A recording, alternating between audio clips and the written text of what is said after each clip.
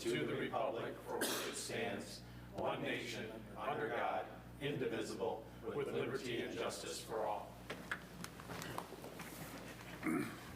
Good evening, everyone. I'll have the clerk please call the roll. Supervisor Fountain? Here. Treasurer Horning? Here. Clerk Chofew? Here. Trustee Collier? Here. Trustee Germain? Here. Trustee Harper? Here. Trustee Petrucci? Here. Thank you. Item number 4 is approval of our agenda. So moved. Support. Motion by Treasurer Horning, second by Trustee Harper. Any discussion? I just have a question. I know we've had some revisions to our consent agenda over the last several days. Is the printed copy in the back what we're going by? There's one at your desk. Just so the public and others know. Yeah, I would also want to clarify for your benefit that you've added on the consent agenda, G, which is the added assessment, and then the applicant for the cottages has been removed, if that's what we're talking about.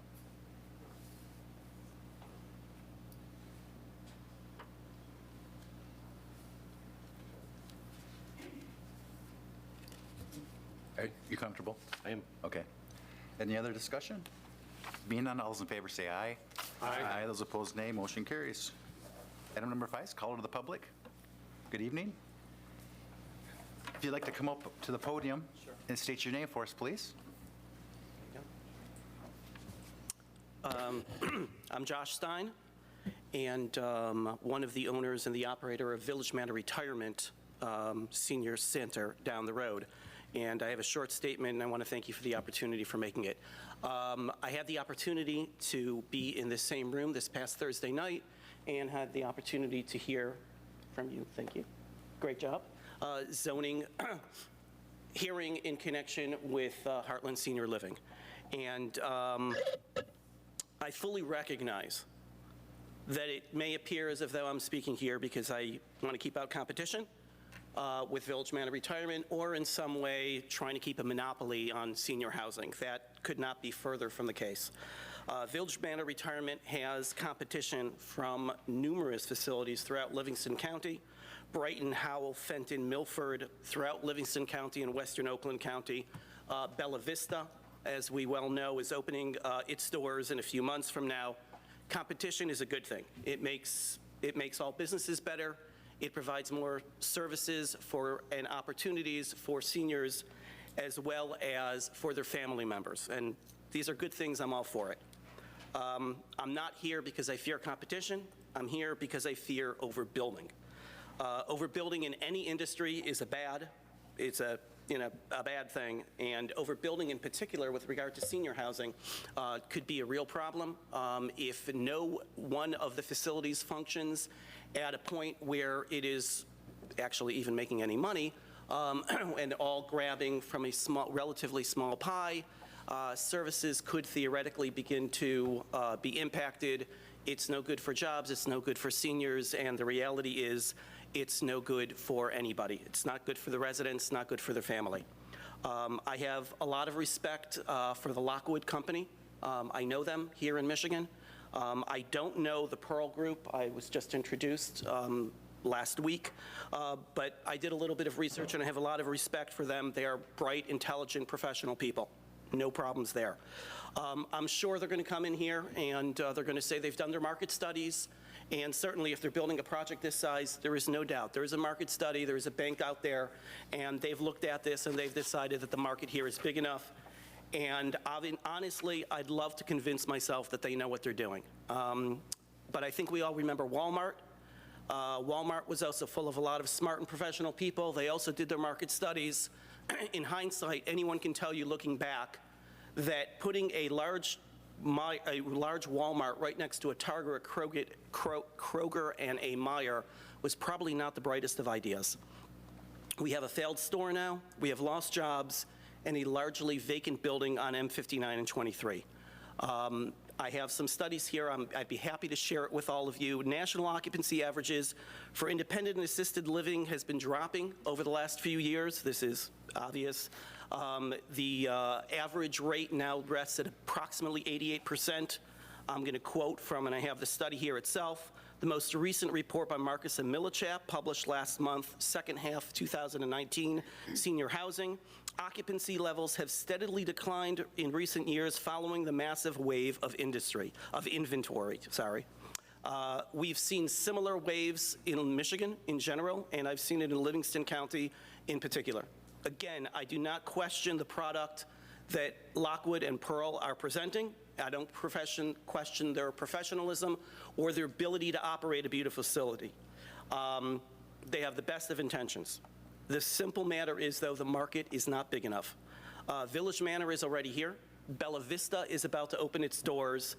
And Heartland is simply not big enough for another 146 senior units. Thank you for your time. Thank you, sir. Anybody else this evening that called to the public? Being none, we'll move on to item number 6, which is approval of our consent agenda. So moved. Support. Motion by trustee Petrucci, second by trustee Colaney. Any discussion? Being none, all those in favor say aye. Aye. Those opposed, nay. Motion carries. On to applicant site plan number 19-012, Heartland Senior Center Living, PD. This is a concept plan. Good evening, sir. Good evening. If you'd like to come forward, and maybe we'll start with the applicant. If you want to introduce your proposal, and then I'll have Well, why don't I go first? 'Cause it's- Trustee Colaney could go first. He sits on a planning commission. He's our liaison. So if you'd like to, if you're more comfortable Sitting. Sitting. sitting, you can do that as well. I'm more comfortable standing, Okay. actually, but I'll take a seat while the Okay. trustee speaks. Okay, thank you. Tonight, we're not asked to take any formal action. This matter came before the Planning Commission last Thursday. It's a concept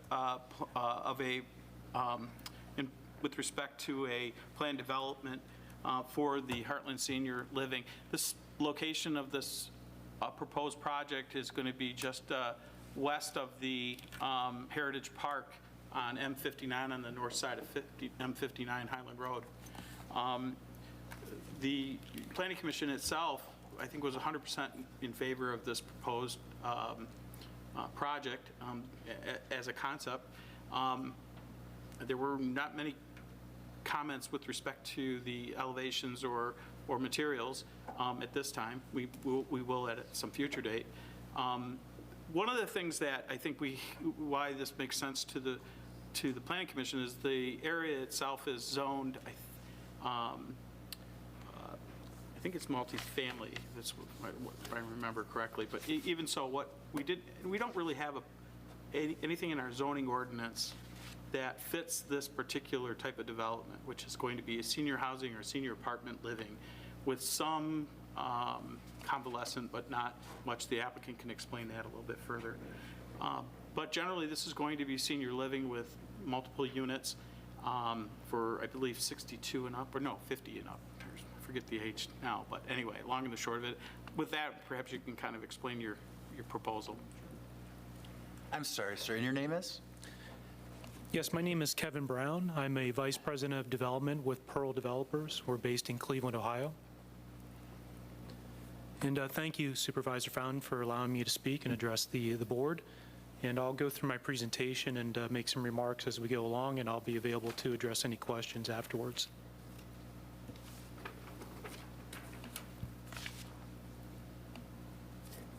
So I wanted to start by describing our development team to you. It takes more than just sort of one individual, of course, to bring about a sort of a large-scale development like this. Now, my organization, Pearl, I know we spelled it a little differently than probably what you thought you'd see, but we are the lead developer, and I'll describe our experience and our capacity in a few moments here. We are joined by the Lockwood companies. They are a full partner and operator of the proposed development. They're based in Southfield.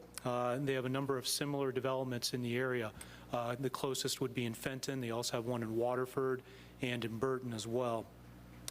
The architect is RDL Architects. They're going to be the lead designer of the building, and the elevations that you see before you, you'll see once again, were provided by RDL Architects. They're based in Shaker Heights, Ohio, and they specialize in senior living at all levels of care. Our engineer, and it's important to note that because the civil engineering of a site this large is particularly important, is Manick & Smith Group. They're a well-respected civil engineer. We're going to be working with their Detroit office. So a bit about Pearl. Our company was founded in 2004 by two individuals, Dave Urim and David Berg. We are based in Cleveland, as I mentioned. Now, we are a full-service integrated general contractor, developer, and owner of housing. And our portfolio consists of 60 properties located in 8 different states. We work in the Midwest and the Mid-Atlantic. So we are developers, builders, and owners of senior housing, market rate housing, workforce housing, and special needs apartments. And I want to give you some examples of our work as well. This is a development that's located in Shaker Heights, Ohio, which is a suburb of Cleveland on the east side of Cleveland. And this is representative of the quality and materials that we would be looking to propose here in Heartland. Another development, this is in Loveland, which is outside of Cincinnati. It's just northeast of Cincinnati. Another senior housing development. And finally, with the Pearl experience, this is a senior housing development located in North Carolina.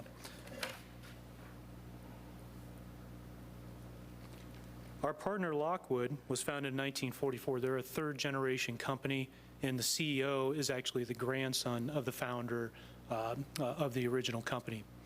Now, Lockwood is a developer, owner, operator in their own right, but we're working because it's a synergistic relationship to work together to bring about the proposed Heartland development. So their experience is in senior housing, but its roots are really based in the sort of post-World War II tract housing and single-family home development for vets returning from the war and others. And they've grown to have a large portfolio of senior housing over more than 20-plus years in that particular industry. So this is a bit of the experience, and really what's in front of you is a property located in Fenton. This is 106 units of senior independent living, congregate care type facility. This is located in Fenton, is really the closest, most similar comparable to what's being proposed to you tonight. And I can certainly arrange for a visit or tour if that would be helpful to anyone on the board as well. Another property by Lockwood, this is in Waterford, 126-unit apartment building. And both of these properties were constructed in the early 2000s, so they've been operated for more than 15 years and still in wonderful shape. And again, I can arrange for a tour of this or any other development by Lockwood. They've also been very well received in the community. Lockwood has been recognized for outstanding service, being the Business of the Year in 2016. But it is worth mentioning what's not shown here because we haven't broke ground yet, but Lockwood and Pearl are collaborating on a 130-unit development in South Line, another congregate care facility identical to what's being proposed here this evening. But we're in the midst of closing financing. We're trying to get it done before year end and so that we can start construction after the first of the year. So I don't have any images of that building for you because we haven't broken ground quite yet. So the proposal, we're really proposing a congregate care facility for independent seniors. Those seniors looking to downsize, those seniors who are looking for a level of comprehensive services to meet their lifestyle choices or for their particular needs. Now, it's really independent living. It's not assisted living. I'll get into some of the services here in a minute. As mentioned, it is located at 12371 Highland Road, and we're proposing a facility of 146 apartments, which are comprised of 71 one-bedroom apartments and 75 two-bedroom apartments. We have completed an initial market evaluation. We do not have back the full market study, but our market evaluation does show significant demand, including low capture rates of 4.9% and a low penetration rate of 18.8%, which is considered to be very achievable and indicates demand in the area. So I do want to talk a bit about the services that are being proposed at our development because it really is the services that we're providing that make this property and will make this development stand out and provide the level of care that's needed for seniors, allowing them to age in place. So we have different levels of service, and what I'm going to describe here is the base level of services, meaning available to anybody who pays just the basic rent. So we will have a full-time activities director on site, a full-time concierge, which is really someone who helps to greet people and direct traffic, let's say for visitors and for aides or other staff that may be coming into the property. We will be providing a shuttle bus that will provide transportation within about a 5-mile radius, which obviously helps to get to most of the grocery, pharmacy, doctor's appointments, meeting the needs of seniors. And we will be providing emergency response pendants to every individual living at the property.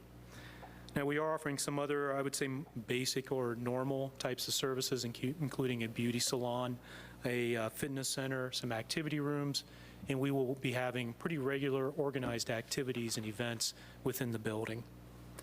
Now, all this does require a fairly large staff contingent here, so we're anticipating in the operational side 6 new full-time equivalent employees working at the facility, in addition to another 12 in the operation side, the food service and the laundry service that I'll get to.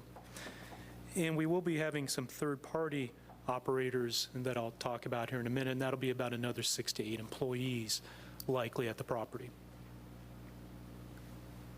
So in addition to the services I mentioned, we will have on site a third-party home-based healthcare provider. So we'll have a clinic space, it'll be small, but inside the building. Now, I say third-party because I'm not in the business of providing healthcare. We provide housing. We are construction or general contractors of housing and owners of housing. But we will be providing space and contracting with a third party that will be in the property 24 hours a day, monitoring those emergency pendants that I described to you earlier as the first line of defense, if you will, before the calls go out to your emergency services. So if someone's accidentally hit the pendant, the call will come into the home-based healthcare provider. They'll confirm whether or not it's really an emergency before it goes to your emergency services, and calls go to them, and the squad or the fire truck comes out, let's say. So all these offerings allow seniors to live in place longer, to live more independently in what would hopefully be their home for a longer period of time. Now, we are offering some additional services, what I've labeled here the a la carte services. That it does include meal service. We will have a commercial kitchen, we will be cooking on site, and we'll be offering 3 meals a day available to the tenant population. We will also offer housekeeping services and linen services as well to the tenants who want to take those services. And again, this is all trying to respond to the market demand and to provide a level of service that seniors may be looking for at certain points in their lives.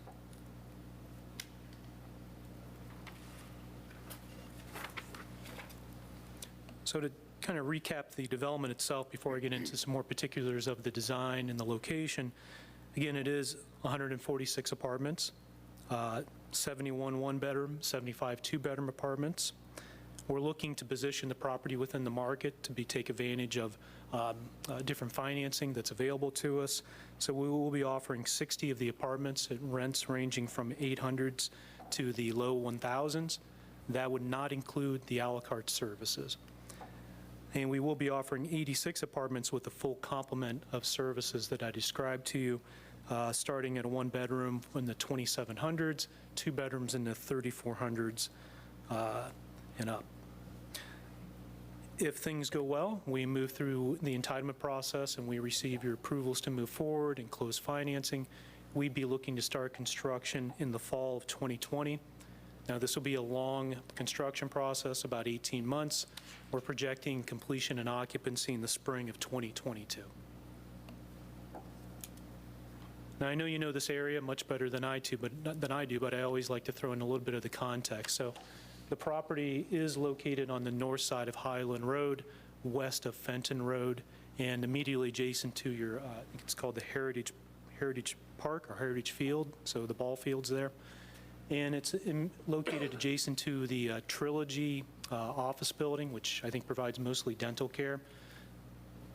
But it is, I think, well located. It's within 2 miles of a grocery or multiple grocery stores, pharmacies, banks, restaurants, and all those would be easily accessible through our shuttle bus that I described earlier.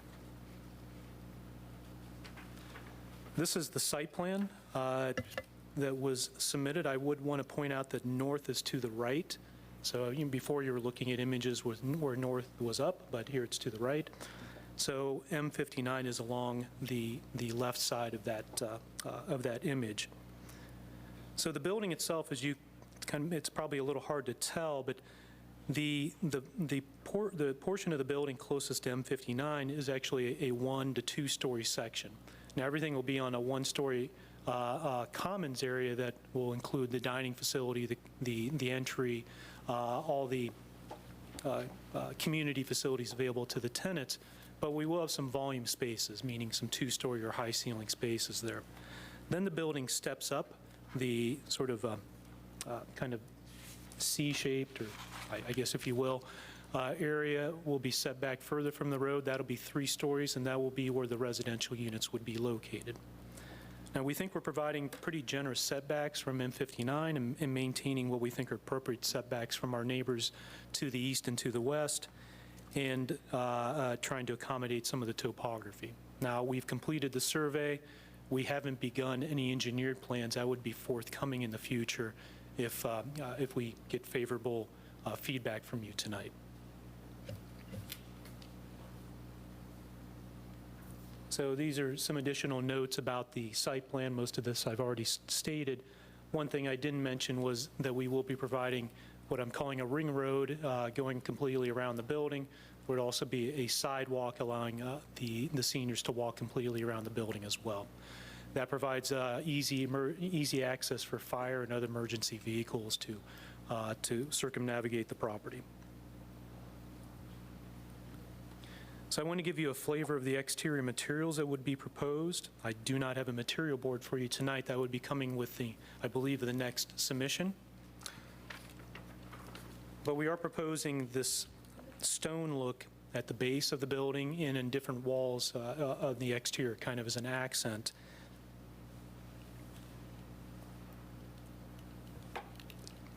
Basic asphalt shingles, but on the right would be the color we'd be proposing for cementitious panels at the upper levels, and cement board siding that would be going around the building as well. So we really think we're bringing a palette of very attractive, durable, and high-quality materials to the table for the proposed Heartland Senior Living. In addition, we are proposing to provide 40 carports. These will be located along the sides and the rear of the building. We wouldn't have any between the building and M59. We're trying to maintain a very attractive front to the building.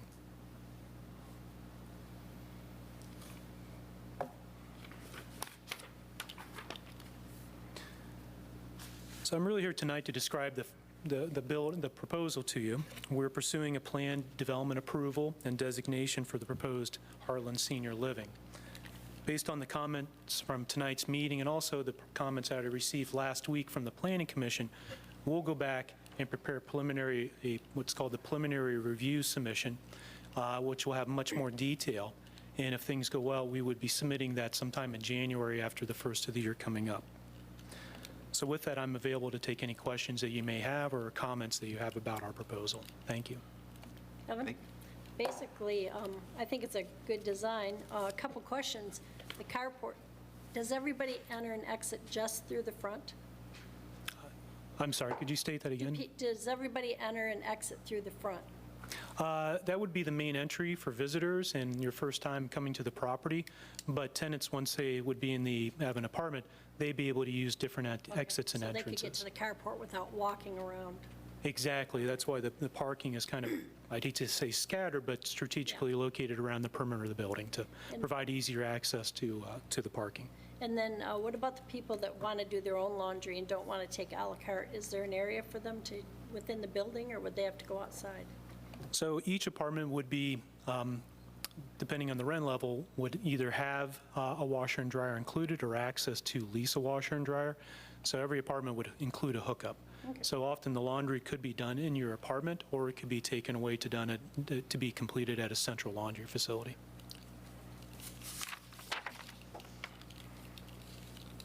So there's a gentleman had some questions earlier about the difference between perhaps what you're going to offer and what they offer. I don't know the difference. Could you elaborate a little bit on that? So I can't speak to this conclusively because I don't know all the details, but I would say what we're proposing, from my understanding in the market evaluations that I received, what we're proposing is very similar to Village Manor. It is different than Bella Vista because my understanding is Bella Vista is a assisted living and memory care facility that's coming online, and what we're proposing is truly for those seniors who are independent. Now, they can receive services like anybody could in your home if you arranged for it, or by utilizing the home-based healthcare provider on site. Well, yeah, what was the age Joe mentioned? What is the age? What's the That age? you're looking to? So it can be either 55 or 62. It really depends on what we elect and what we agree to with the township. But the likely population is probably going to be in the average somewhere in their mid-70s. Are your Waterford and Fenton facilities, what's the occupancy rate there right now? So they're very high. My understanding is Fenton has an occupancy above 95%, I think close to 97. Waterford went through some renovations in the last year, so it's had some fluctuating occupancy, but my understanding is as of today, it's around 95% occupied. When you did your studies, was the study of how far out do you draw from? So, I mean, I can get into more details about that with the report, and we haven't, as I mentioned earlier, we have completed a preliminary market evaluation. We have not received our full market study back yet. I'm expecting that in the next couple of weeks. But the preliminary evaluation drew from, I think, down to 96, and I'd have to look on how far north. It did go into Highland Township, and certainly further west than 23 is what's defined as the preliminary market area. And the market study, typically, especially with the expansion of single-family homes that's being contemplated by your township, my understanding is that 2 new developments totaling about 1,100 new single-family and multifamily housing units are being proposed very close to Fenton, and is it Happy Valley, or as you go south of M59? It's Pleasant Valley. Pleasant Valley, excuse me. So the market study analysts often have a difficult time evaluating how many seniors may come in from outside of the market. One of the factors in deciding where seniors locate is often where their children are located. You know, they're Right, usually the children want the parents close to them. Yes. Heartland is a younger community, but I can see where they would want the parents to come closer to them. I could also see that you may draw off of people who can't get into Fenton or Waterford. A few minutes down the road, they could get into Heartland. I see what you're doing there. I'm a commercial banker, and I see these things all the time, and bankers are getting nervous about all these places going up as well, because we don't know after the baby boomers are gone, what the next generation is going to bring, and what are these places going to turn into 20 years from now. So that is a concern, but I think that if you look at Livingston County as a whole, I think there still is a need for more of these to go up around the county. So Heartland would be a good pick for being off the freeway. I understand that.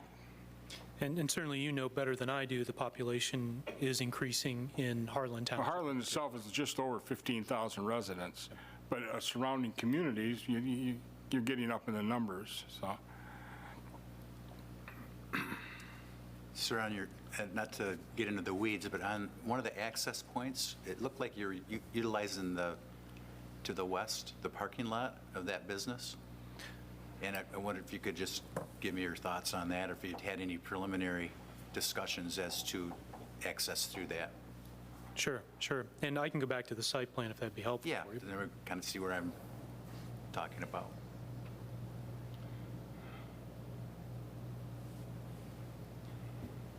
Yeah, so I would say this is not fully developed, but it would be more of an emergency vehicle access point between the Trilogy Center and our property.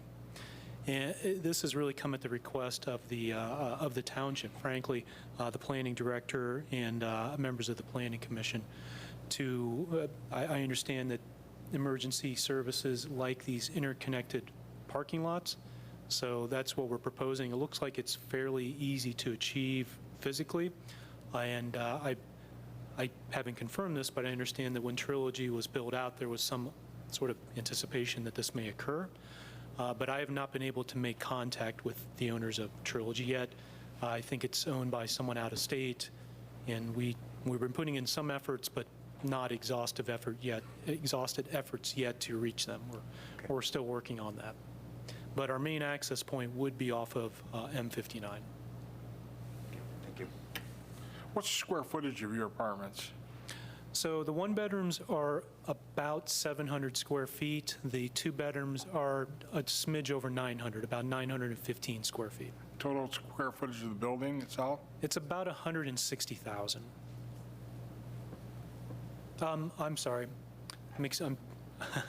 I'm having a little bit of deal merge here. It's about, this building is actually closer to 175,000 square feet. My property in South Line I mentioned is about 160,000. Excuse me. Matt, do you have any questions? Nope. Joe, you're all set? Anybody else have any questions? Well, I believe the next process after this evening, first of all, thanks for coming. Thank you. I believe you go back and, is it preliminary? This is a PD, I'm sure, it's a PD, correct? That's correct. Yeah, we don't have any action tonight, but thank you for presenting your product tonight, and look forward to see where it goes from here. I appreciate your time, and thank you for the comments. Thank you. Great.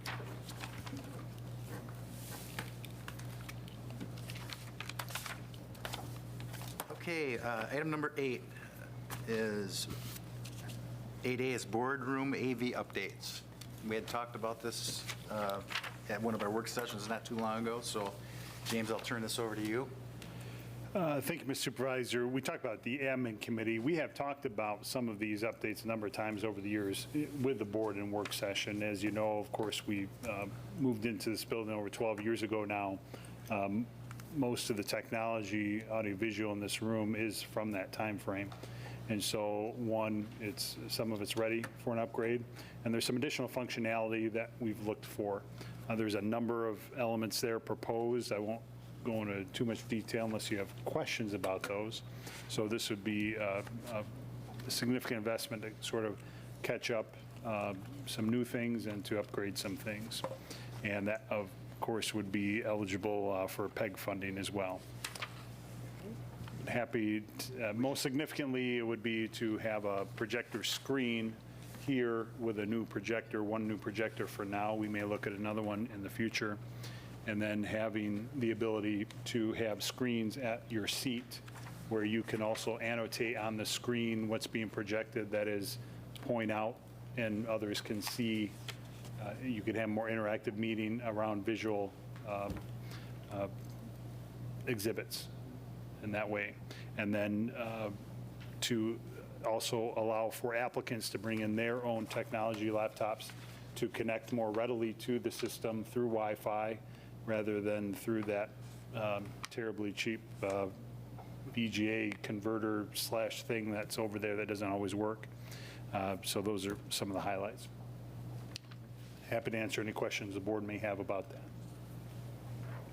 And does some of this have to do with Windows 10 and the new compliance with? No, you approved that last month. That's a whole different. But there's some of that still ties in with this. This one, is that not so much. I think we took care of that with the last motion. Is this is being paid for using PEG funds? Yes.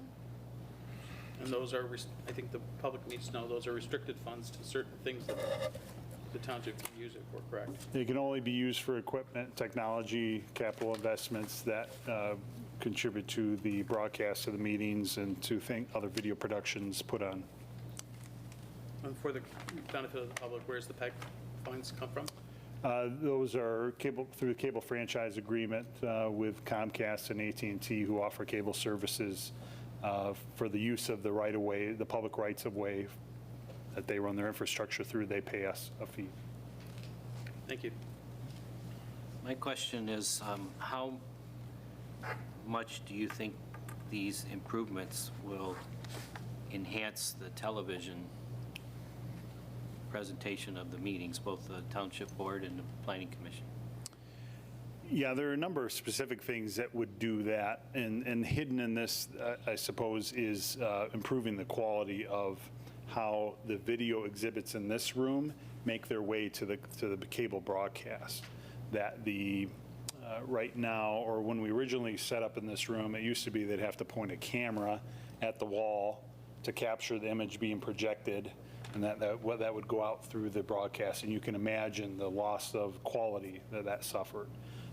We're now at the point where anything that's projected from this computer go through a scan converter and is an input into their switcher back there that becomes a source. And so there's an improved quality that we've had since we've done that. This takes that to the next level, is that anything projected in this room from any seat that's connected into the audiovisual system, from any applicant that brings something in, that clean, crisp video signal straight from the source is now a clean, crisp video signal at the production end, so that there's a higher quality image that's being, sometimes the text, the quality of the text is hard to read. And then your ability to annotate and collaborate over visual exhibits extends to the viewing audience, that if you point to something on the screen and it's indicated by your marker, everybody sees it on their screens, and the viewing audience would see that as well. So those are a few of the things that are added. Then there's some other fail-safes in regard to the audio system and making sure that we don't inadvertently broadcast before or after a meeting and those types of things. The other question I had, James, is Audiovisual Innovations, Inc. and Signal Perfection Limited. They provided us a proposal for this work. Did we get competitive cost estimates from any other firms, apples to apples? We were able to get a second proposal. Unfortunately, it wasn't apples to apples. Despite our best efforts, they were a little bit different in scope, but the second proposal came in almost twice as much.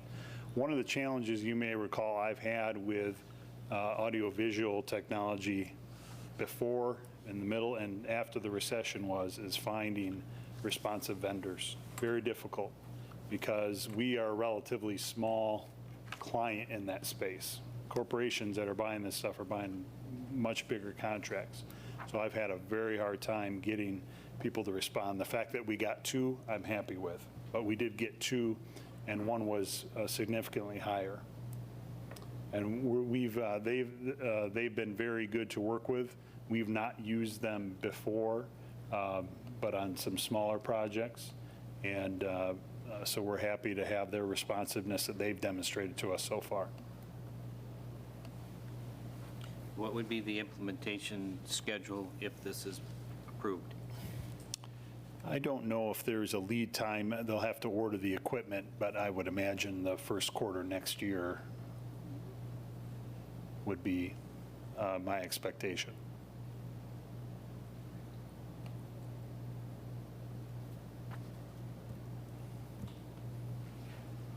Any other questions?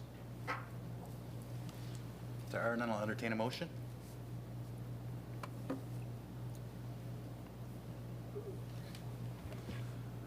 I'll move to approve the budget amendment and proposal from AVI-SPL for boardroom AV updates not to exceed $64,500. I'll support that. Motion by trustee Harper, second by trustee Kalani. Is there any other discussion? Being none, all those in favor say aye. Aye. Those opposed, nay. Motion carries. Item number 8B is a resolution for sewer rates and water rates for 2020. Manager Wickman. Thank you, Mr. Supervisor. This is our usual annual routine of adopting these rates to begin of the calendar year. Some of those rates begin in the calendar year, some of them begin the fiscal year. These are all, of course, based on the rate studies that a lot of time has been spent on those. And one noteworthy exception is that we are proposing to not increase the REU rates for next year. As we'll talk about later in work session on the strategic plan, one of our goals is to continue to lean into opportunities to try to maintain those rates, if not lower those rates. And so while we do it, we're not recommending a change in that. That will come later. With that, I offer the resolution. I'll move to approve the resolution setting rates for sewer and water systems for 2020. Second. Motion by trustee Kalani, second by treasurer Horning. Any discussion? I have one question. Why is it that some of the rates would become effective on January 1st and other ones on April 1st of 2020? It's all related to the REU charge, the surcharge program. Because we monitor those on a calendar year basis and then prorate the REU surcharge based on the REU rate, it makes happy people in the office to keep one REU rate for the whole year versus changing that rate mid-year. Otherwise, we would tend to do things on the fiscal year April 1 basis, and that's why the rest of those are based on that. Any other questions? The clerk, please call the roll. Trustee Coliani? Yes. Trustee Petrucci? Yes. Treasurer Horning? Yes. Clerk Chopu, yes. Trustee Germain? Yes. Trustee Harper? Yes. Supervisor Fountain? Yes. Thank you. Item number 8C is repeal ordinance number 80. This will be a resolution as well. Manager Wickman? Thank you, Mr. Supervisor. Admin Committee also discussed this, and I think we mentioned it to the board previously. Since we adopted that ordinance over 4 years ago, there have been very good compliance, hardly any complaints of violations. That's been staff's observation as well. And I think the township has a rich history of not regulating things that do not need to be regulated. And in that vein, we see no need for the ordinance at this time. We're recommending it to be repealed. And if that changes, we'll monitor it and let you know. I'll move to approve the resolution to repeal ordinance number 80. Support? Support. Motion by trustee Kalani, second by trustee Petrucci. Is there any discussion? Being none, I'll have the clerk please call the roll. Trustee Germain? Yes. Supervisor Fountain? Yes. Trustee Coliani? Yes. Treasurer Horning? Yes. Trustee Harper? Yes. Clerk Chopu, yes. Trustee Petrucci? Yes. Thank you. And our last resolution this evening, number 8D, is our 2020 Heartland Township Board meeting schedule. I move to approve the resolution for the 2020 Heartland Township Board meeting schedule as presented. Support? Motion by trustee Germain, second by trustee Harper. Is there any discussion?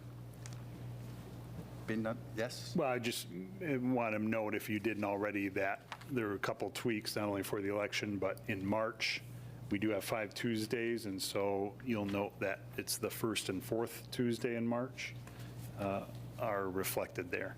Those are the only tweaks. And that we tried to balance because there were so many weeks between meetings, correct? Yeah. So it wasn't going to be like 4 weeks or something between a meeting, or 3 weeks. And otherwise, it would have been March 17th. Yeah, that's correct. I remember that discussion. Any other comments? Will the clerk please call the roll? Clerk Chopu, yes. Treasurer Horning? Yes. Trustee Harper? Yes. Trustee Petrucci? Yes. Supervisor Fountain? Yes. Trustee Germain? Yes. Trustee Coliani? Yes. Thank you.